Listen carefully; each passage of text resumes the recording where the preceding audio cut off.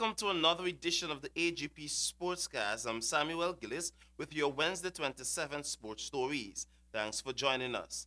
The upcoming Caribbean Boxing Championship is in limbo, is what is being reported in some sections of the media. However, AGP Sport is seeking clarity days ahead of the championship set for Trinidad in the new month, while GABA has expressed its disappointment with the amount of money the Sports Ministry has stumped up. The National Sport Commission has dubbed this as frivolous. Jaden Samuels tells us more. In an effort to seek clarity on the Guyana team, the defending champions of the Caribbean Boxing Championship, HGP Sport is finding out that it could very well be a case where the $3 million budget has already been reached to take the entire team to the championship this year. Director of Sport Christopher Jones reiterated to HGP Sport on Wednesday that the Sports Commission was in contact with President of the Guyana Amateur Boxing Association, Steve Ninval, who is fully aware of what's happening regarding the team defending their title. The Guyana Olympic Association, who holds direct responsibilities for amateur boxing, according to Christopher Jones, may have already pitched in with financial support towards the 16 boxers getting to Trinidad. Efforts to contact Guyana Amateur Boxing Association President Steve Ninval proved futile.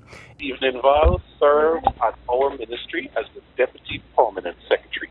Okay. Steve Ninval is aware that between the months of October, November, December, it's the ending of the government's fiscal year. Mm-hmm. Therefore, funds in every government ministry and agency is dried up. Nobody have monies, right? So he's aware of this. So, the entire year 2019, every single boxing tournament, event, activity that was had, the Sports Commission funded and supported each and every single one. This is about the only one, because it's year end and we don't have funds that we can't significantly fund. The boxing boards, they sent us a request for next year because they have to get some of the boxers in Cuba to be in camp in Cuba. It's a huge monies for traveling accommodation and whatnot. And we have agreed with them that when it comes to those, the Sports Commission will heavily support them financially. Right? So they are aware of this. So we find their statement very distasteful and unbecoming of a national association that has been working very closely with government and have a very good working relationship with us.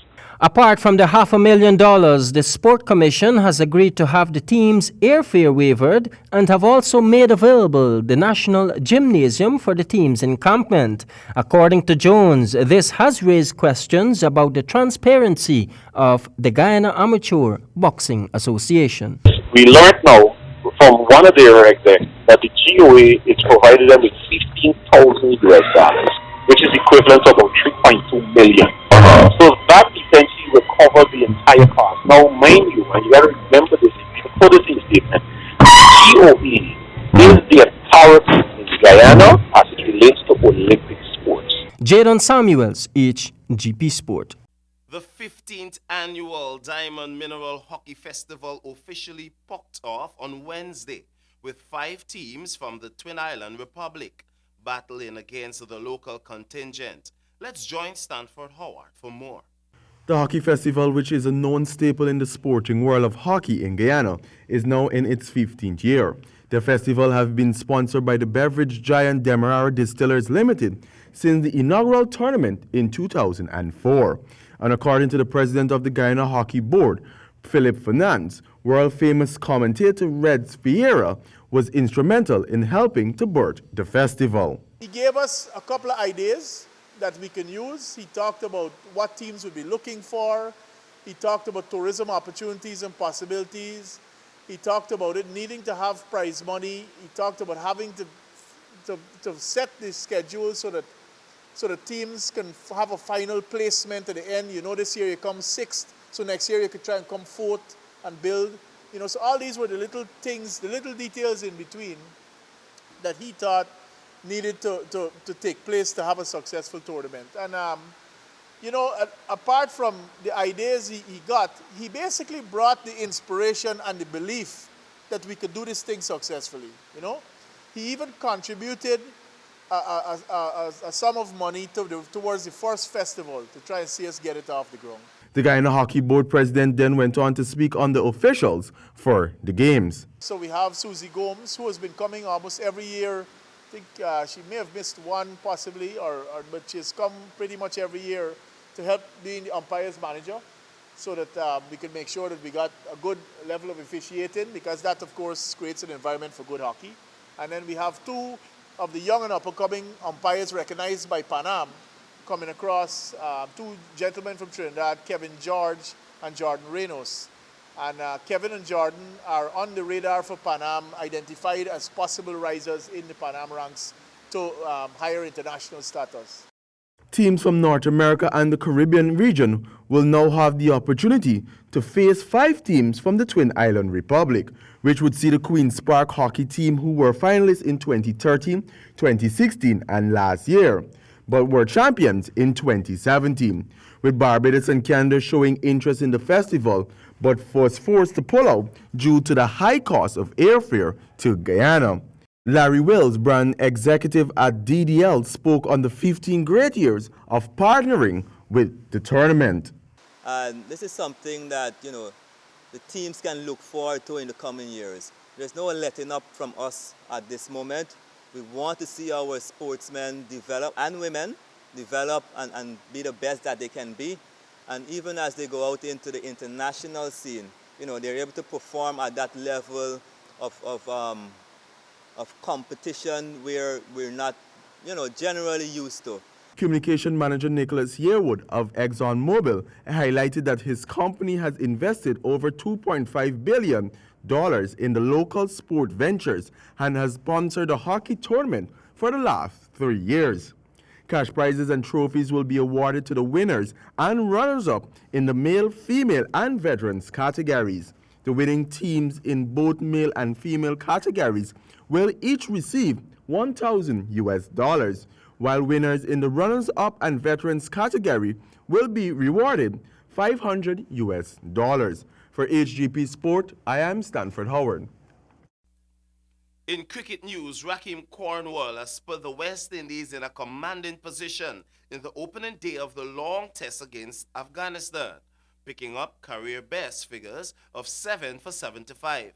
West Indies in reply 62 for the loss of 2 wickets and trailing by 119 going into day 2. Jaden Samuels tells us more. In cricket news, after much worry has gone into the approach from the Caribbean side against the Afghanistans, so far the spinners are yet to make an impact after faltering to Cornwall's Webb, all for 187. On a spin-favoured wicket, the Afghans did get starts, however, the highest being 39 by Javed Ahmadi, 34, from Ahmed Hamza, as Sar Zazi, 32, the main scorers. In reply to 187, West Indies, 62 for 2, Craig Braffett, 11, and Shea Hope for 7, the 2 batsmen back in the hut. At the wicket, John Campbell, 30, and with him, Shamar Brooks, 19, going into the second day's play at Lucknow. Jaden Samuels, HGP Sport. It is with a heavy heart that the cricket fraternity extends our deepest condolences to the family and friends of Mr. Harold Danraj, who passed on November the 24th. He was the former vice president of the Demerara Cricket Board, club captain and coach of the Georgetown Cricket Club. Mr. Danraj's commitment to the GCC has spanned well over 30 years, and his invaluable contribution to the club has been acknowledged in more ways than one. Chris Gayle says no to India one-day internationals as he takes a break from cricket. Here are the details. Chris Gayle is not contemplating his future, he is planning it instead. Part of that plan is taking a break from cricket for the rest of 2019. Gayle will miss the ODIs against India in December after the selectors checked on his availability for the 3-match series. Gayle will instead utilize the time to recharge and reflect on what he really wants in 2020. On Sunday, in his way out of the MSL, where he was playing for defending champions Josie Stars, Gayle opened up on the burden he feels when he does not perform. Gayle made it evident that he was hurt by the constant scrutiny not just from the media but also from franchises, owners, team management, coaches, and players. But he is not giving up. Gayle made it clear that he wanted to sort things out and return in 2020 with a clear mind. That is what he told the West Indies selection panel, which is headed by former all-rounder Roger Harper. It is understood the squads for the India series, comprising 3 T20s, 3 ODIs, have been finalized and would likely be announced this week by Cricket West Indies. Gayle said he would not be playing the Big Bash 2 this season and was surprised that his name had been listed in one of the teams in the Bangladesh Premier League. I'm not going to the Big Bash. I'm not sure what cricket will come up. I don't even know how my name reached the BPL. But I have been drafted in a team and I don't even know how that happened. It could not be confirmed whether Gayle is part of the T20 World Cup plans, where West Indies are the defending champions. West Indies' next limited over assignment is the home series against Ireland in January, comprising 3 ODIs and 3 T20s. For HGP Sport, I am Samuel Gillis. And that's all we have for this edition of the AGP Sportcast. But do remember, our greatest glory is not in never failing, but it is in rising after we would have fallen. We must be prepared to learn from our failures.